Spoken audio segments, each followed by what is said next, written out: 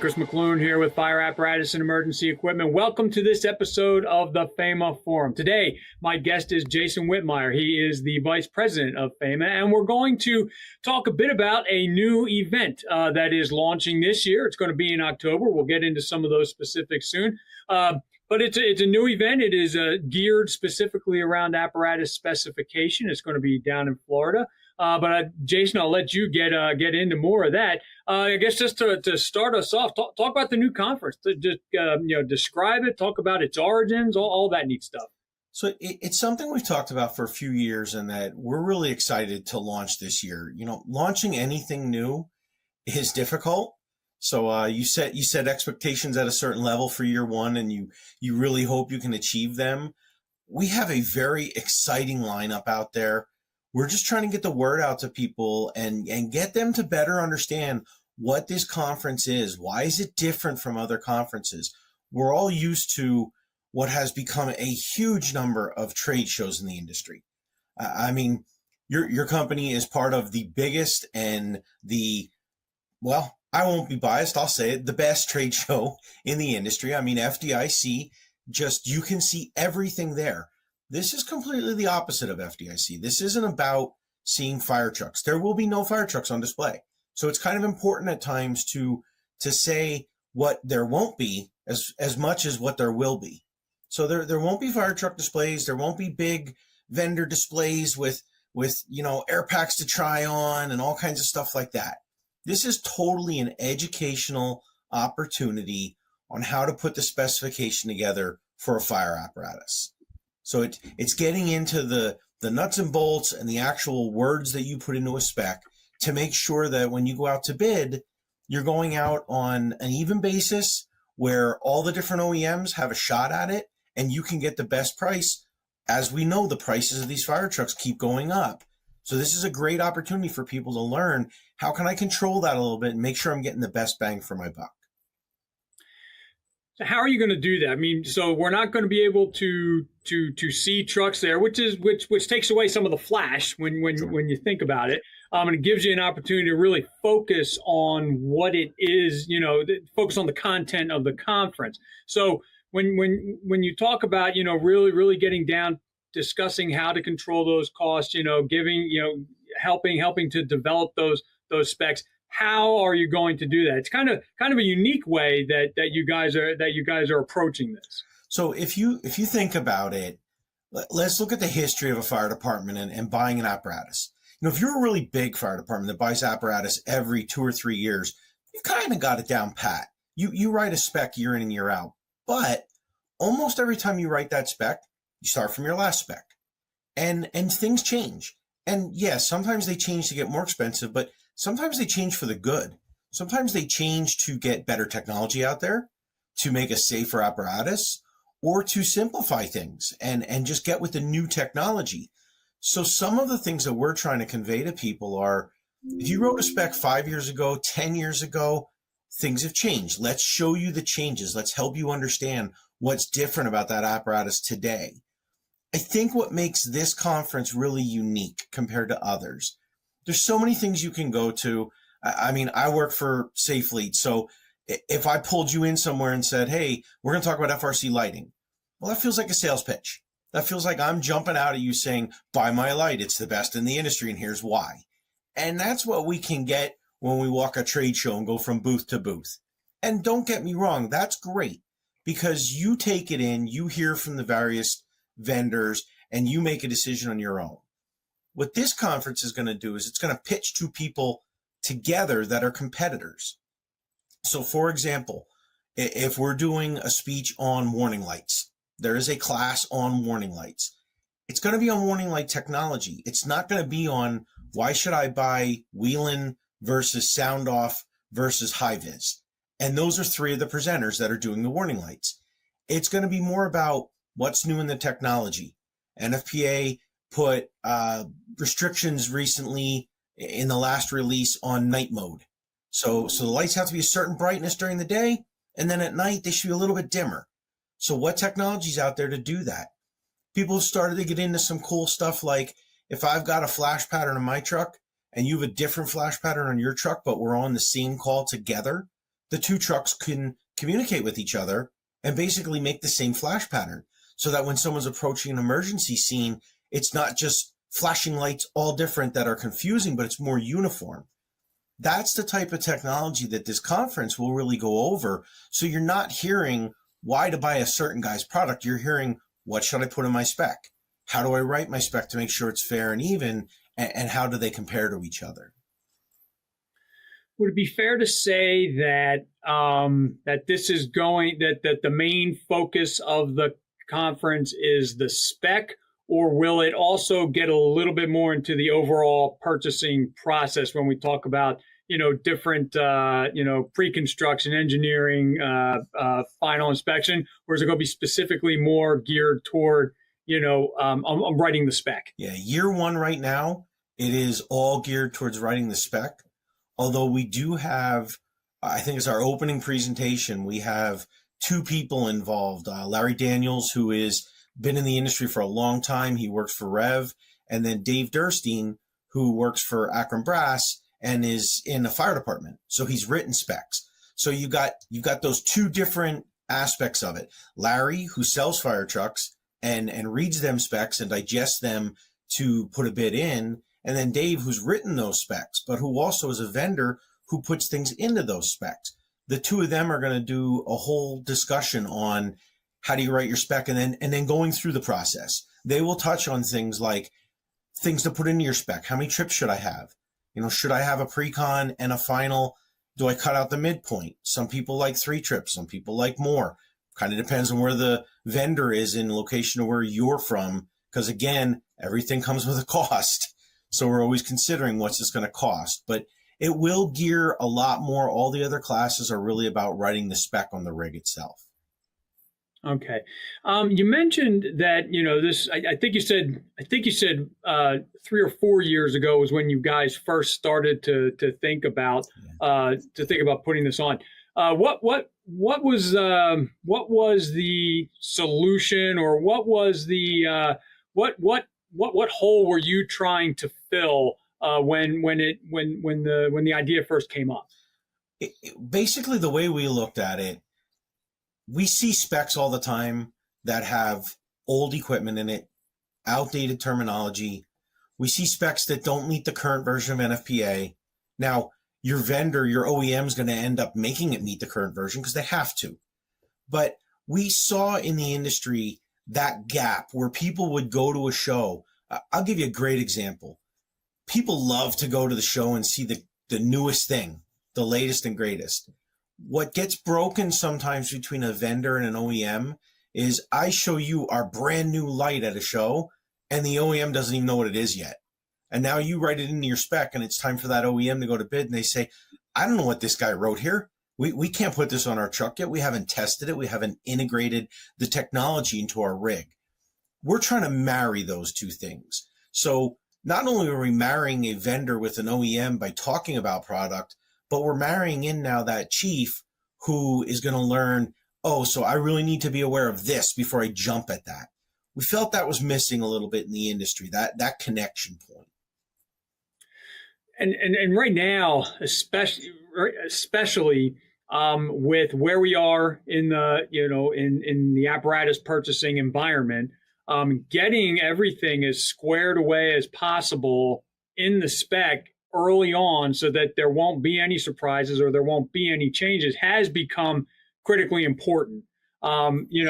Just because of where we're at, because you are gonna wait for a little while, but right now, so you're already waiting. But if you make a change in the middle of that process, that it's going to probably add cost, and it might put your truck back to the back of the line again, depending on where it is, in the process. So just talk about that importance of getting everything as squared away as possible right at the start. That is critical now. I think if you look back 5 years ago, maybe we need to go back 7 or 8 years ago. You wrote a spec for a rig. You were going to go out to bid. It was going to take you probably 3 or 4 months to get them bids in, to digest who's the best to go with. You placed an order. You probably had a year to a year and a half lead time. Once you placed that order, maybe a month later, you went to pre-construction. So if you didn't write a really clean spec and there were holes and gaps in there, it was only a month that went by. And you had your pre-con and you talked to that OEM and you said, oh yeah, we forgot this or we missed this. And sure, there may be some cost implications, but it wasn't huge. Now, the unfortunate reality is with the number of rigs that were ordered and with the delays that we had through COVID, we've not caught up. So we're looking at 3+ years to get a rig. So when you place that order, it's not like someone's going to say, let's do pre-con next month, because they're not going to start building that truck for 2 years because it's got to be slotted. So now they're doing that pre-con a year or two down the road. Well, now you want to make all kinds of changes. Those are going to come with huge cost implications at that point. So it's really important to get it right up front these days. You mentioned lighting as, just as an example of one of the sessions, but are there any sessions that you'd like to highlight? Maybe I know they're all your peers, so you don't want to you don't want to cut anybody short. But are there any don't miss kind of things? There. First of all, I think it's a great lineup. I believe it's a total of 10 classes right now over 2 days. They vary from 45 minutes to an hour and a half. So one of the things I love about it, I don't think it. Even if you're the best speaker in the world, I don't think anyone wants to listen to you for 8 hours. So you're there all day long, but it's broken up and you get to hear different voices. One of the exciting ones that I think is cab design. So we've got 2 cab designers from the industry, people who have been designing these cabs for a long time. And they're going to talk to the students about, here's the things that trip us up as a designer when you ask for this. Here's the things that are changing and how's your cab going to be affected. I think that's going to be a great presentation. Another one that is on everyone's mind these days, and you and I did a podcast earlier this year about it, is the 2027 emissions. We're going to have a presentation. Chris Crowell from Cummins will be involved. He was on the podcast with us earlier this year. Roger LaCour, who's been an engineer in this industry for a long time and has a great name in the industry. He is. One thing I can say about Roger, he is a by the book guy. Like he follows the rules and he won't BS you, to put it plain and simple. He's not going to speak out of turn. So the two of them are going to talk about how exactly are these affecting the cab? How are these affecting the rest of the rig? What do you need to be aware of? And right now, with all the talk of, are they going to push regulations? Are regulations coming through? It's great timing to sit through a presentation like that. So let's get down a little bit into some of the other details, but some of the details people are really going to know about. It is taking place in October. Is it is it 21st to the 24th? Yeah, and we listed October 21 to 24, and you heard me talk about 2 days. So 21st is an expected travel day. 24th, that's a Tuesday. 24th is their travel day out, so that's a Friday. We've got events planned all day on Wednesday and Thursday. They kind of have a free night Wednesday night, and then Thursday night we have a reception for all the people in attendance. We have held the cost. So there was an early bird special advertised in the beginning. We've held that cost. We're not going to change that. The key date coming up is, I think it's September 18th. The hotel room block closes. So we need people to get their room booked before that block closes, because we've got a terrific facility. It's the Rosen Center in Orlando. It's right next to the convention center. So it's in a great part of town. It's a location that's easy to get to. Just about anyone in this country can get an affordable flight typically to Orlando. Thank you, Disney, for helping us all get that. And then the rate at the Rosen. I mean, it is, I don't think it's going out of turn to tell everyone it's $175 a night for the rate. You just don't hear of that at a top-notch hotel these days. So we're excited about the facility and what we have planned for everyone. We just need to make sure they get it before that rate goes away on them. Where is there a specific website for this, or can they get to, or can people get, potential attendees get to all that information via fama.org? How can they find out more? That is the best way to get there, is fama.org. When you go to fama.org, you can see the agenda, you can see all the speakers, you can look at the times, you can look at the prices, but then it's going to take you to an Eventbrite site to log in, to actually book your attendance at it. And then one, you mentioned no fire trucks, but very often at these things there is still an opportunity to speak with vendors, even though during the presentations, of course, there's no sales pitch. It's about the technology, it's about the products themselves. But very often there is an opportunity to meet up with some of them. You mentioned the reception at the end, but is there any sort of tabletop exhibition going on? Absolutely. And I think one of the things that I love about doing these podcasts is we both you and I were pretty much to the point on stuff. I mean, let's consider this, everyone. FAMA is a nonprofit. So we're not in this to make money on this symposium, but things like this, meals, a negotiated room rate, they don't happen for free. So of course there are very many suppliers involved in this. I think we are currently at 46 of the industry suppliers that are involved. And what we will have, everyone, is in the room where you do your breaks, in the room where you are done with your meals, there will be tables set up. Now, it's not a full-on trade show, so you're not going to see big, elaborate displays. The purpose of this is you sat through a session, you heard all about warning lights. We talked about the fact that you're not going to hear a sales pitch from them, but now you can go to their table and say, okay, I heard you speak. I like what you had to say. Now, can you tell me specifically about your product? And you can get that one-on-one at that point. I think the most important thing that everyone will take from this is networking. You're going to walk out of there with a whole bunch of contacts so that maybe it's not even when you're speccing the truck. Maybe it's after you take delivery and you have a problem. It's a fire truck. There's a lot of stuff on it. Something's going to break. Having the number to call of the guy who made the alternator in it or one of those individual parts, that's critical. And it probably brings me to something that we should point out. I get asked quite often, who should go to this? Who's it for? Let's face the facts, it's for anyone. But all in all, who should be there? Well, fire chief signing a contract for a pretty big investment. He's definitely someone that would be interested in this. Anyone on the committee that's involved in writing a spec would be interested in this. Let's say you're not the guy that writes the spec, but you're going out to inspect that vehicle and you're going out to do the acceptance testing. You're going to learn stuff at this that would help with that. The one that I think people forget at times, salesman. So the guy that's selling a fire truck, they get all kinds of education from the specific OEM that they work for on how to sell that fire truck. They kind of have to learn about all the little components that go into it, the doors, the lights, the shelves, all of that on their own. So this is a great opportunity for them to learn that type of stuff as well.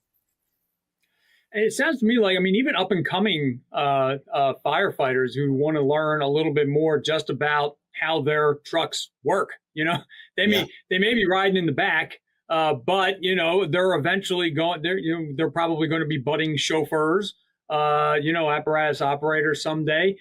They could end up. I'm in a volunteer house. We have an engineering staff that might want to know a little bit more about the lights that are on their current rigs versus just about what and to learn about what's coming down the pike for the next one. So it really, I think you put it a good way. Anybody, but there are those specific audiences though that can really benefit from this. Especially, that check signer, Check signer's hanging. Yeah, the other one that comes up a lot is mechanics. Now, just to be clear, there's no path for a mechanic where we're going to talk about servicing this equipment.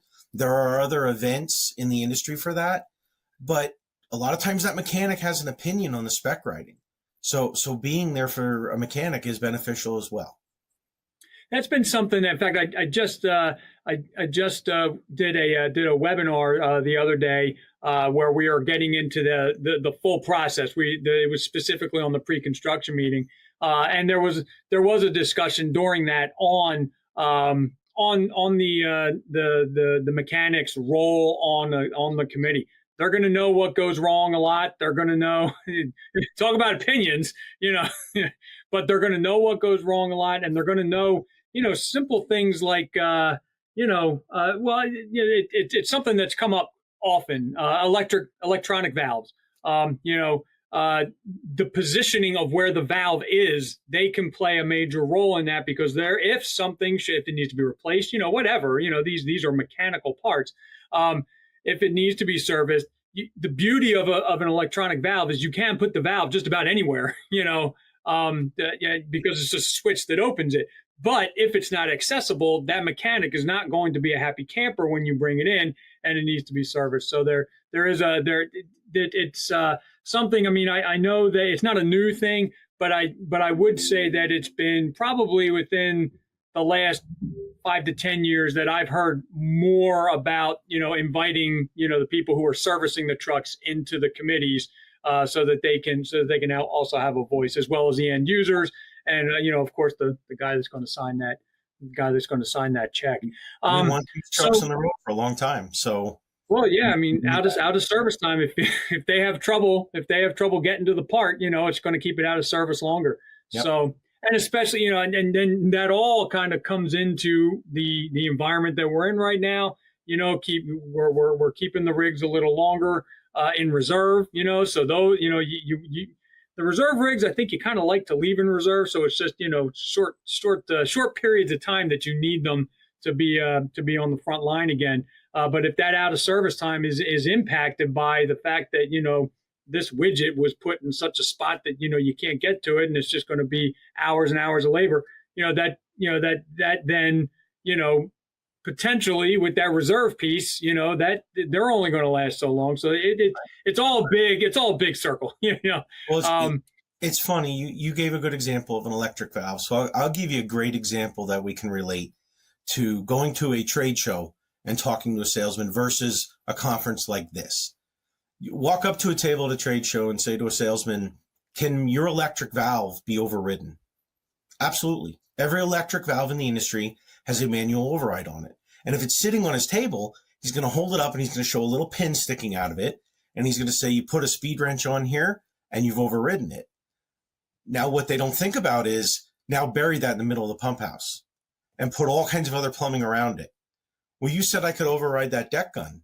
Yep. And now it's 2 a.m. and you open the panel and you're like, which one's the deck gun? Oh, it's the one in there. I can't reach that. There's stuff in the way. That's the kind of things that at a conference like this, where we talk about, hey, these are the things you want to think about. The simple answer is yes. The more complicated answer should be maybe. It all depends on how it's put together. And that's the kind of things we're hoping that we'll be able to deliver to the end user. That's perfect. Well, I don't want to keep you too long, but is there anything else you wanted to mention about the event? Like maybe just if there's one or two takeaways that you would definitely like the audience to walk away with today about the event. I think it's important to understand that this is, I've said it several times, I'm going to say it again, it's an educational event. We are not here to sales pitch everyone. If you want to meet with a vendor at his table privately and talk about a little sales pitch, that's available to you. But you're not going to sit in a room and just have two vendors fighting with each other saying, oh, here's what I do better than this guy. And that's the beauty of having the two of them up there together. They can't really tell a lie about their competitor because they're both standing there. So they're both going to be held accountable. All the major OEMs in the industry that build fire trucks are going to be at this. It doesn't necessarily mean that every single one of them are going to be presenting, but they will all be in the room. So they're all hearing the same speech. They're all there to call someone out if they say that's not true. And they're all there for you to talk to. So for a very affordable price, you can get 2 days of solid education on how to write a spec, on what to consider, on new technology. We have a whole presentation on multiplexing. So that's electronics. That's something that's on everyone's mind. It controls the whole vehicle. You can learn about that. And then you can really network. I think the networking is critical to not forget. It gives you the opportunity to meet the right people so that when you do have a problem, you know who to call and how to get in touch with them. Perfect. All right. Well, again, my thanks to you, Jason, for sitting down with me today to talk about this. For those who don't know, we do have at fireapparatus.com a FAMA section now. So that's at fireapparatus.com/FAMA. You'll see all of the FAMA Forum podcasts we've done this year, as well as some content specifically geared again toward apparatus purchasing in terms of where we are right now, how we got to where we are, a lot of the reasoning behind where we are, some of the lead times, and very soon there's going to be one about the cost of fire apparatus these days. So be sure to look at that. It's a great resource on there specifically with FAMA content there. Again, if you have any topics you'd like to have FAMA address on the FAMA forum, please let me know. I'm at chris.mcloone@clarionevents.com. And also, all of our podcasts, as always, are backed up, are archived at fireapparatus.com/podcast. So again, my thanks to you, Jason, for talking to me today about this. www.fama.org is where you will find the information on this conference. And again, we'll say mid-September. If you want to get that good room rate, you're going to want to register soon. So again, this has been Chris McClune with Fire Apparatus and Emergency Equipment, together with Jason Witmier. Have a good one and stay safe. Thanks again, Jason. Thank you.